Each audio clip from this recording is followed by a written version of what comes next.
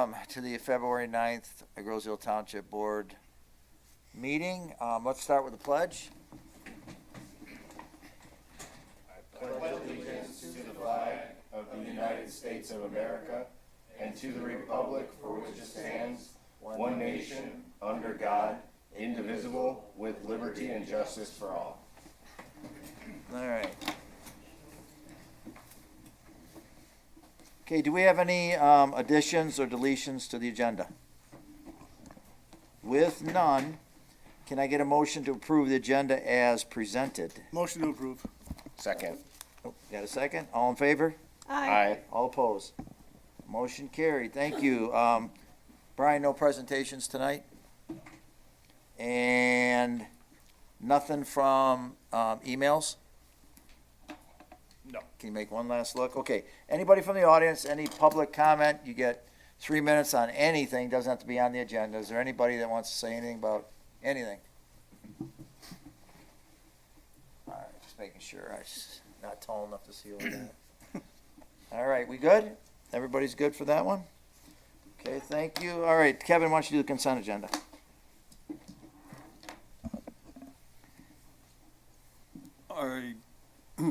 Good evening. I move that we approve the consent agenda 25-102, which consists of the following: the minutes of the January 26, 2026 regular meeting, and 2 check register dated through February 6, 2026. I'm going to second that before. Thank you. Any questions on that, anyone, for 25-102? No questions with that. All in favor, say aye for consent agenda. Aye. All opposed? All right, motion carried. Let's go down. Jameson, are you ready? I am. All right, you got the first one. I move to approve Galindo's as a new tenant at Water's Edge Restaurant Facility as recommended by the Recreation Commission. Second. So 25555 West River Road is actually what we would commonly refer to as Water's Edge. Galindo's, which is one of our successful businesses here in Groseal and really has been for a long time in the downriver area, has decided to take up the mantle over at Water's Edge. You can look through some of the information presented by Zaid to the board to see what some of the projections are. What we're essentially authorizing tonight is the opportunity to, or not the opportunity, the authorization for the Recreation Commission to put together the lease, which will again come before the board before it is affirmed. So this isn't a finalized product. What it is authorizing them to essentially enter negotiations with Galindo's regarding it. Is that? Yeah. Very good. Yeah, just so we all know, we were Zaid emails us some information on that, what's going to happen. And for tonight, it's so the Rec Commission can go ahead, create the lease, and then they have to come back to the board again, and then we'll, take it from there. So everyone knows this is not just a lease that's already been brought. Put into Or, play, yeah. I'm sorry, go ahead. Yeah, right, it's not to negotiate a lease that's put into play, it's to essentially approve the process of going into negotiations. Correct. So everybody knows that. So are there any questions on the now, I guess we could question the lease now, but I don't think there's any reason for it. Any questions on the process from the board or what we are doing tonight to move forward for the next step with Chad and the group then, correct? Any questions for anyone? I have one. So Go ahead. they probably looked through it and decided because there were 2 companies that bid on it. And Galindo's, I mean, I know them, right? I love their food and how they operate, but what made you decide, Galindo's over the other one? The length of the lease, we wanted a 12-month lease. The other proposed tenant wanted a 9-month lease, so it was actually a $9,000 more in rent per month. So we wanted someone that was going to come along. Per year, We wanted someone that was going to. We wanted someone that was going to be there that consistently month by month, and that was really kind of and then at the same time, with Galindo's, their success with being in various locations, including LCA, that was something that really stuck out to us. and talking to Erin, just her mindset and her vision for the actual restaurant is what really stuck out to us as well. Just, you know, kind of that pub feel, and that's kind of what we need to bring back to Water's Edge, so. I actually like their service now at Galindo's. Like, if you go in there, they're pretty fast, they're friendly, they have specials for the week up on the board, and they seem to do a nice job. Yes, I agree. And then I was just wondering, what are they paying per month compared to our last tenant? Is it- Same as is it the the one. same? We just don't have an escalator clause in this contract because we want to try to establish someone in that location before we start adding an escalator clause. And the escalator clause was a 3%, so I think it ended up being about $197 per year that it was going up. Would increase? Yes. So Okay. right now, we just have it at a set $3,000 a month. And once you get them in place, as a board member and the rest of the board, is there anything that we can do to help support them, to help them be successful?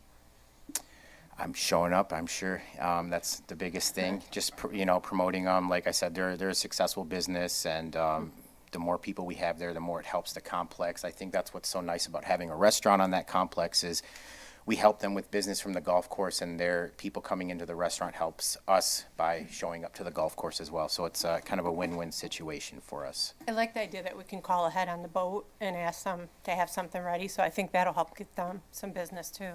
Definitely. So, okay, thank you. William, did you have something? Yes, I've got a question. It's sort of a haunting shadow in the back of my mind over the years. That particular location has had a number of tenants over the decades, and it has been a sad result for all of them. Are the people at Galindo's aware of that history? Are they aware of the factors that contributed to it and feel either that they've been overcome or that they have controls on them? I've been saying, are they going in with a clear view of what they're getting into? I believe they do, especially in the last couple of years. Like I put down in that cost breakdown, we've done a lot of renovations to that building. So now it's very up to date. It's pretty much move-in ready. And then at the same time, I really feel like Galindo's as just an organization in general, as a business in general, they have a lot of experience in the restaurant business, especially with their locations, like I said, in LCA and, you know, different locations like that. They have more experience just getting up and running and actually running a restaurant than maybe previous tenants had. Yeah, and I think, Bill, there's a couple things in here that's different than previous restaurants. First of all, I think the menu has contributed to the decline of some of our previous restaurants. I mean, that facility lends itself to simpler fare, and so I think Galindo's is spot on with the choices they've made about the kind of food they're going to serve. And then the poolside menu, That's nice. the call ahead and ordering to the boat and the transient slips are all means of just being more successful there. And Smokey's was there a long time. I was 10 or 11 years. I think it was 7 years. Sharky's. Right. So, and all of those restaurants, in my unprofessional opinion, didn't have the advantages that Galindo's has listed here, which I think are pretty innovative. But even more than that, they had other struggles that, I'm not going to get into and disparage anybody. But so I think that if there's anybody that has the breadth of experience and innovative, approach to entrepreneurship, I think it's these are the folks right here. Thank you. Thank you, Jameson. Okay, are there any other questions before we I would vote on like to say to Zaid, thank you for doing the cost breakdown of Water's Edge. Oh, no I problem. appreciate that. And Yeah, thank you. definitely. All right, very good. Okay, once again, this is to move forward to create a lease. This is what we're voting on tonight, and then they will come back with that lease, and then we'll vote on that one also. So this is to approve the new tenant, 25555 West River Road. I think I put one too many fives in there. You have a new address, so don't worry about that. So anyway, this is to approve the new tenant to move forward. All in favor, say aye. Aye. All opposed? Okay, motion carried. Congratulations. Do you want her to come say anything? Oh, is that her? We're good, I guess. Thank you. No, we believe you. Good. We're excited for you. There are some different things in reading through this. as James, I know I'm not supposed to be talking after we vote, but it You're the does, supervisor, yes, this, the ringmaster. right? I see some things that I haven't seen before, which is good. Yes. And I hope the best for you. I hope it works out. I hope we move forward with this. And some of these different items, innovative, I think he used as a term. And so congratulations. Okay? Very good. All right, next one. Kevin, you have the Effluent Meter Install Bid Award. Yes, thank you. This is for the Public Service Commission. The recommendation, contingent upon a recommendation from the DPS Commission, the Groseal Township Board hereby approves a contract with Low Bidder Process Piping and Equipment, Inc. for the installation of an effluent meter at the Groseal Wastewater Treatment Plant at a cost of $168,900 plus a 15% contingency. The history is. Hold on. Need a second. Second. Thank you. Thank you. Go ahead. At a previous meeting, the Township Board authorized the purchase of a new effluent meter at the plant. This meter measures the outbound flow of water from the plant to the river. The meter is required by the state of Michigan and is crucial for operations of the plant. This is authorized for a contract, or this is authorization for a contract with a vendor for the installation of that meter. This item will go before the DPS Commission at their February meeting, which is tomorrow, the 10th. And Derek, would you like to make any comments? Everything at the plant, just like in public safety, is expensive because just the work at the plant can be dangerous and it involves a lot of logistics and unique circumstances. This is very unique, this installation. We actually have to have a diver go into the pipe and plug it for the installation of this meter. In addition, we also have to have bypass pumping, so we basically bypass the outbound flow through this pipe and pump it directly to the river, and this is effluent, so this is the treated water to make sure that the system is dry for when they work on this. So as you can tell from hopefully that explanation, it's a very unique installation and thus, has a higher price tag to it, so. All right. Any questions? Oh, what's that? Excuse me, I always hit this. Oh. Did you have a question, William? Yeah, it seemed to me that we had a pump we approved for this earlier in the year, did we not? I'm sorry, you had a what approved? A pump? We purchased the approval to purchase it, right? The Muffin And this is now Monster. installation. Yeah, there's been a variety of different approvals for pumps and This is different. and things of that sort, but this one's actually a meter. It's almost Yeah, like this is- like a fish finder, like a sensor Yeah. that reads the flow on the outbound pipe. So in a previous action item, you guys had authorized the purchase of the meter.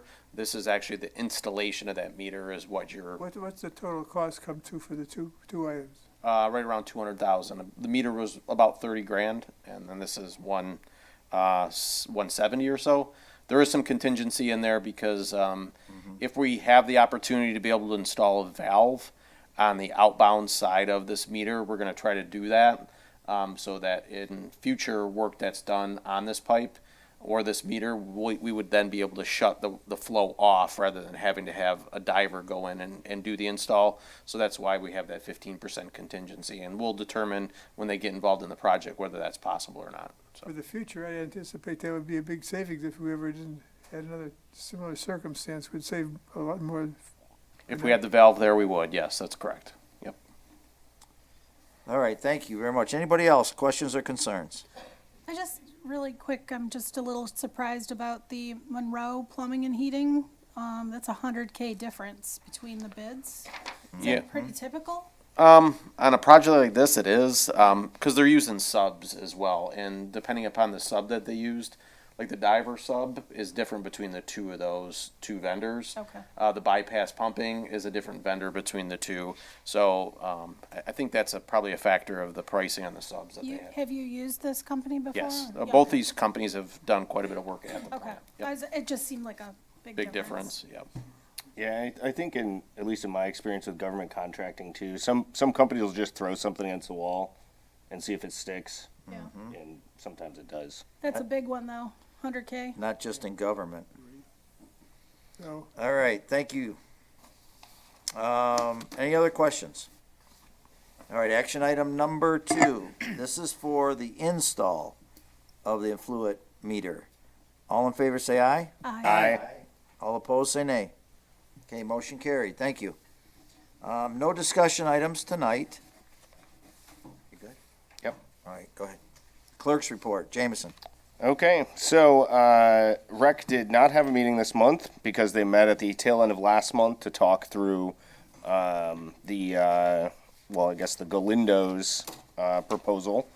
And the Bicycle and Pedestrian Advisory Committee will be meeting on Thursday, and I promise we will talk about e-bikes. Please, will you do that for me? I will. I'm gonna watch from home. Me too. I Instead know. of You're coming. all gonna watch. All right. So good? Yep, that concludes Kevin, my report. your, treasurer's report. Good evening again, the board meeting. This is for this February 9th, 2029, or 26. Treasurer's office, we continue to collect winter tax bill payments and late summer tax bill payments at Township Hall. Winter tax bills are due February 17th. To date, we have collected approximately 68.1% of the total winter tax roll. Distributions of these tax collections have been sent in a timely manner to Wayne County and the Grosse-Ile School District. Winter tax deferments are still available. Eligible residents can apply for an extension of the winter tax due date of February 17th, 2026 to April 30th, 2026. Forms are available online at groseille.com until February 17th, 2026. And lastly, 2026 pet licenses are still available at the treasurer's office. The fee is now $12. Please be sure to bring current rabies vaccination certificates for your pet when purchasing your license, and thank you for paying your taxes. All right, sir. Is that it? All right, Kevin, thank you. We'll go to trustees report. William, I know you've been on a sabbatical. I have no items. to I didn't report. think so. Okay, Mickey. Fire Commission meeting this week is canceled. Next meeting will be March 12th, and they are working on their budget for 2026-27.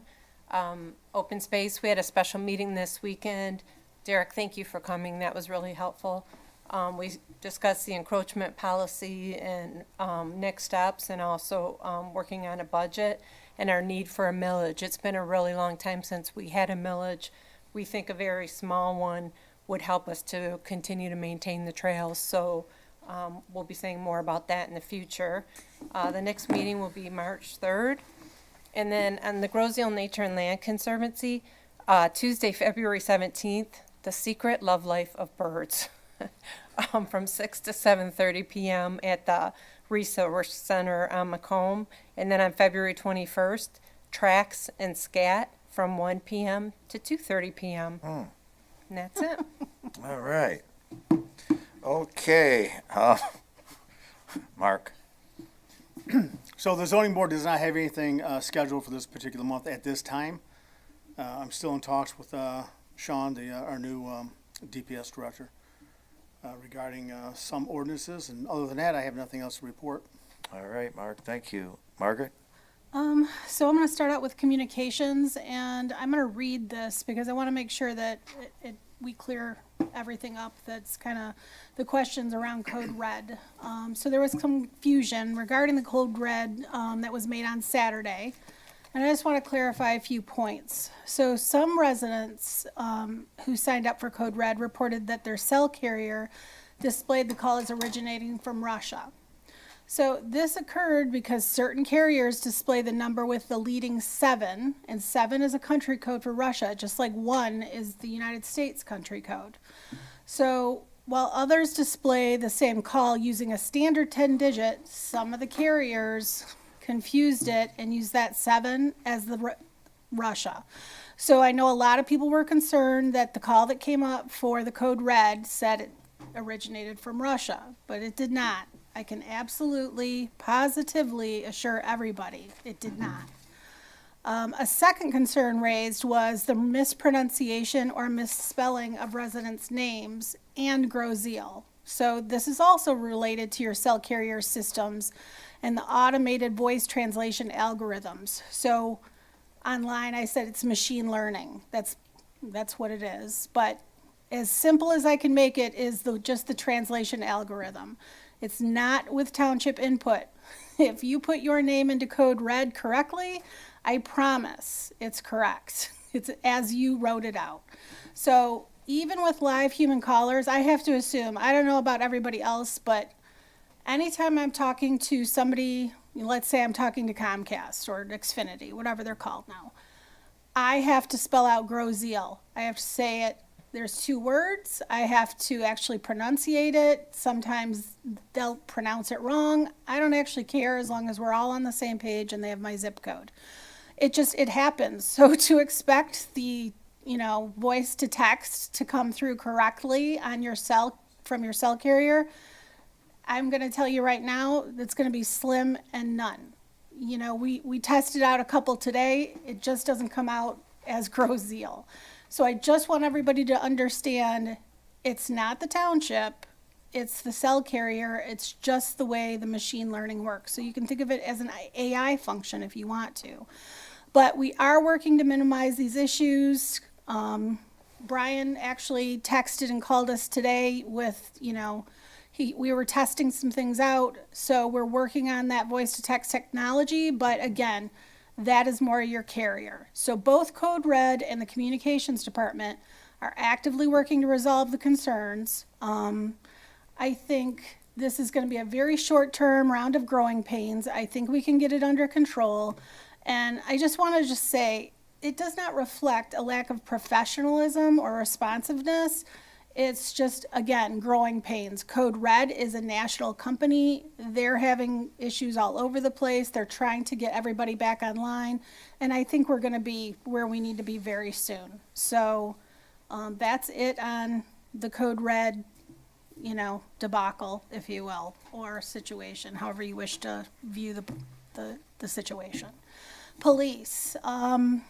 So I do want to highlight a lot of the community policing that GIPD has been doing in this very extremely cold weather. Just one example, we had a young driver whose father emailed the chief his appreciation of Officers Hurtado and Ames. The team, those 2, assisted a young resident recently by digging his vehicle out, helping push his vehicle out when he kind of slid off the road. And his father was very appreciative and just sent a really pleasant email to the chief. And we've had quite a few others in along those lines because of cold weather. A lot of slides into ditches and into snowbanks, and the police department has been so supportive in those freezing temperatures of assisting. So I just want to call out the thanks to the officers because they've been doing a great job. Another thing I'm going to highlight is anybody that has watched police commission meetings, then you're aware that every month we go through calls for service. That's the blotter, the same thing that gets posted on the township site. We're going to begin reviewing those calls for service in a bit more detail in the coming month. While we've always gone through the monthly data, I'm going to start to ask for some very specific detail because that seems to be the gap where a lot of people think, well, the police department, this Grozeal is so safe, they don't do anything.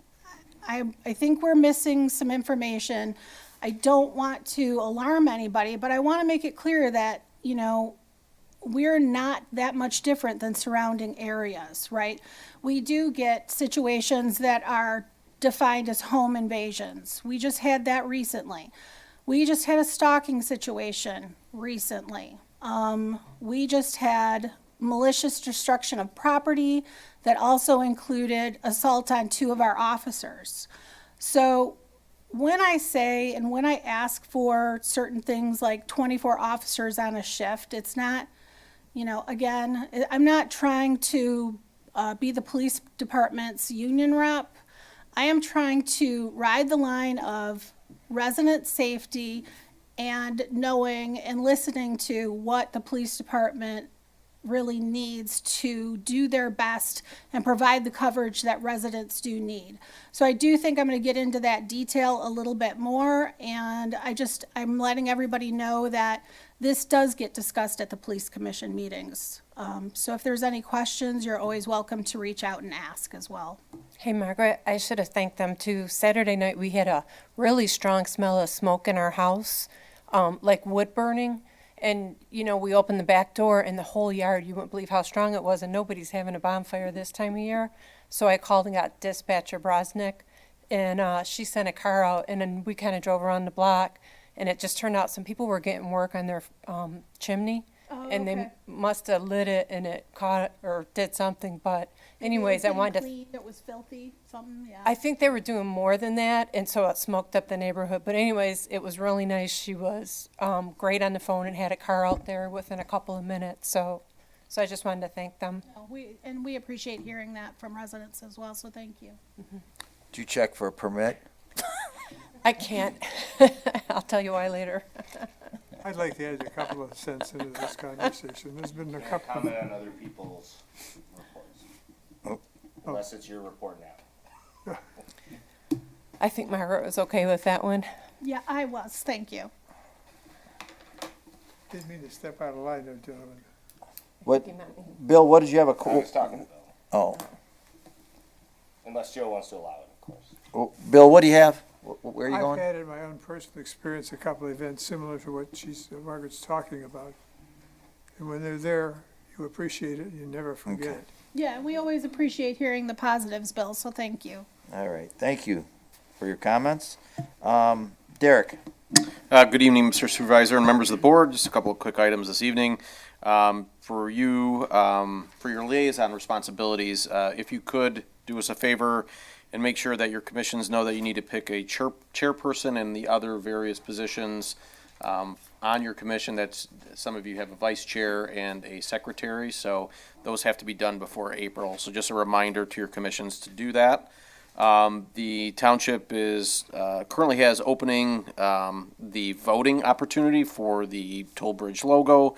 That is open until the 16th, which I believe is next Monday. If you want to vote on the various submittals, that can be done on our website, growzeal.com. If you just go and follow the Toll Bridge logo voting link, there are instructions on how to do that. So take advantage of that until the 16th. That will be up there. The budgetary process. The managers are currently working on their budgets.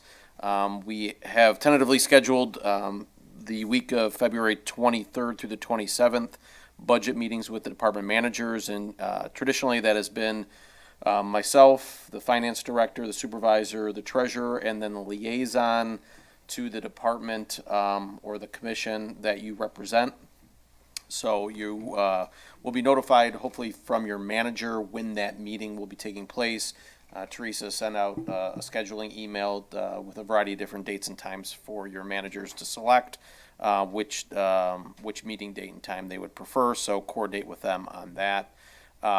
We will be having a budget study session with the department managers and the board as a whole on March 4th. So they will present to the board their proposed budget for the next fiscal year at that meeting. And then we will have a public hearing as required on March 9th, in which the budgets, the draft budgets, will be presented to the public, and then they can ask questions and review what is being proposed.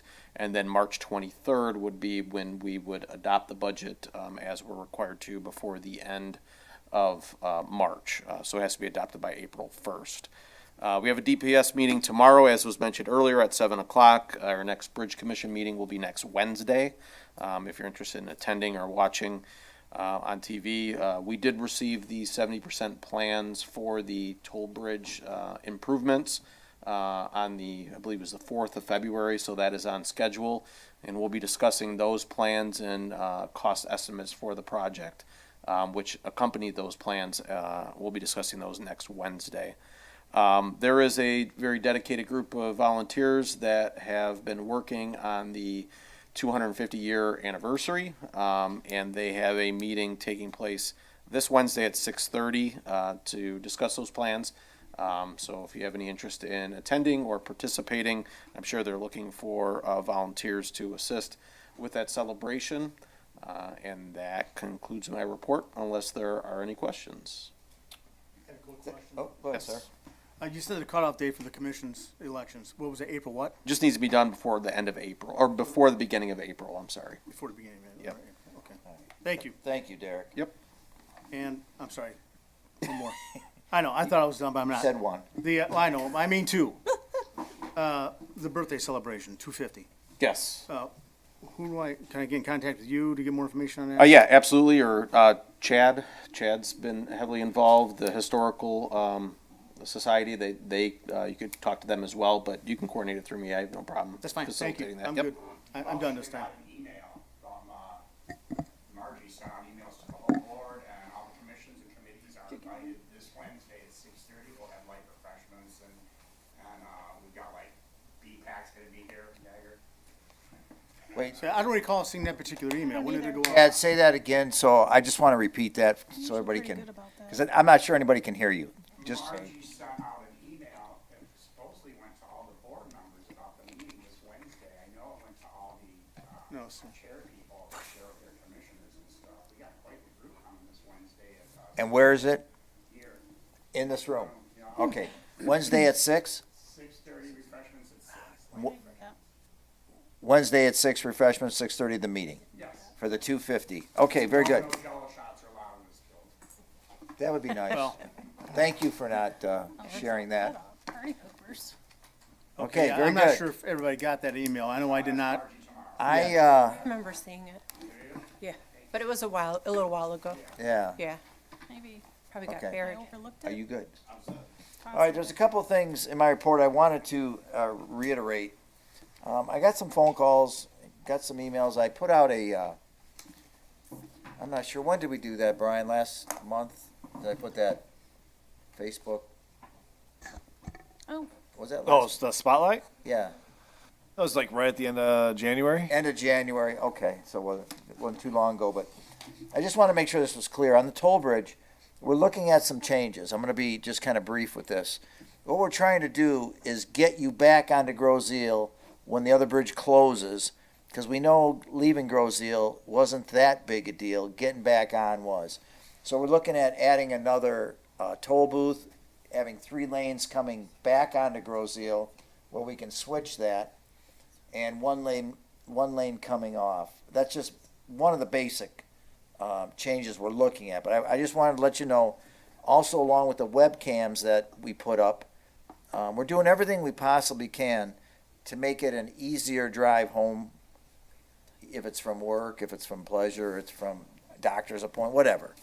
So we're trying to do that, and also we're looking at the roads. Derek and I, we've been looking at some upgrades to the road in Riverview for over a year now, probably. And so we're looking at all that, but I just want to make sure people were clear when and why this was going to happen. It's when we do our upgrades. It won't be before where we stop traffic where it's usually open. I mean, you agree to that? Yeah, and as part of the bridge engineering, we've got engineers on board that are looking at those improvements that the supervisor had mentioned to try to move traffic through the best we can and take advantage of the opportunity that we have with that area having work going on and it being closed to do those improvements. And some people thought we were going to do this separate and we're just going to cause more issues. I want to make sure that's clear, that's all. So the next thing is, with spring coming up, I hope soon, we're going to be back at the roads. Last year we did the asphalt roads. This year we're going to do asphalt and some concrete roads. And I did put out, if you want a list of the roads that'll be done, we have to wait until the winter is over to see if there's more damage done by the salt and by the trucks, by the plows, what they do to some of the cement roads. So that is not done yet. I was asked if that list was in yet. It's not. Where it would come from was the DPS, probably to your office, Derek, in April or so. Yeah, there are 2 locations that we know we will probably be doing work on. graze around the high school and then Park Lane for sure. Okay, thank you, that's helpful. But to your point, the remainder of the areas have to be evaluated in the spring as we see And it what kind won't of be damage. done. Yeah, I explained, and maybe when we put it out, I don't know if I was exactly clear, whatever, but it was, won't be done till spring, so. Now, that's all I have, for my reports. Joe, can I ask you one quick question? You can ask me a very quick question. Back on the bridge, the 3 lanes coming onto the bridge, one going off. I was thinking about the trash trucks. Do they have to stop to get off the bridge, or do they pay twice coming on? No, you'd only be paying once. Okay, so they can roll on through like everybody else. Well, yeah, they roll on through, but there's also a difference in the payment for the garbage trucks. And the issue with the garbage trucks before was that you couldn't allow any other traffic on the bridge while they were crossing, so that led to delays. Once the project is complete, they'll be able to go across that bridge like any other traffic with any other traffic. Any so. truck will be able to go, if we let the truck on the bridge, it can go on the bridge with other traffic, so it won't be an issue. Does that help you, Bill? That's a good point you guys thought of that. I'm just concerned. Okay, Thank you. all right, very good. The second, chance for the public comment, anybody have any comment, anything? We all good, and nothing else came in? Really quick, Mark and I did get the email. Yes, thank you. Sorry about that, Chad. We did get it, and I apologize for that, so it's here, and I'm looking at it right now. You're all gonna be here Wednesday, right? Well, I do have other plans. I'm gonna see if I can shift things around. Get your commissioners. All right, let's see what we can do. Yep. I'll get Okay, an what email we're- out. Oh, I'm sorry, I didn't mean to interrupt you. No, you always do. That's okay, though. Well, thank you. That's fine. All right, very good. Okay, what we're gonna do now is, we need to vote to go into closed session, and we're gonna go into, the reason we're gonna go into the other room is because we need a conference call, and the way it's gotta be done is in that room, so can I get a motion to go into closed session? Bill made a motion, second? Second. Got a second, all in favor, say aye. Aye. All opposed, nay. All right, thank you for coming. Congratulations.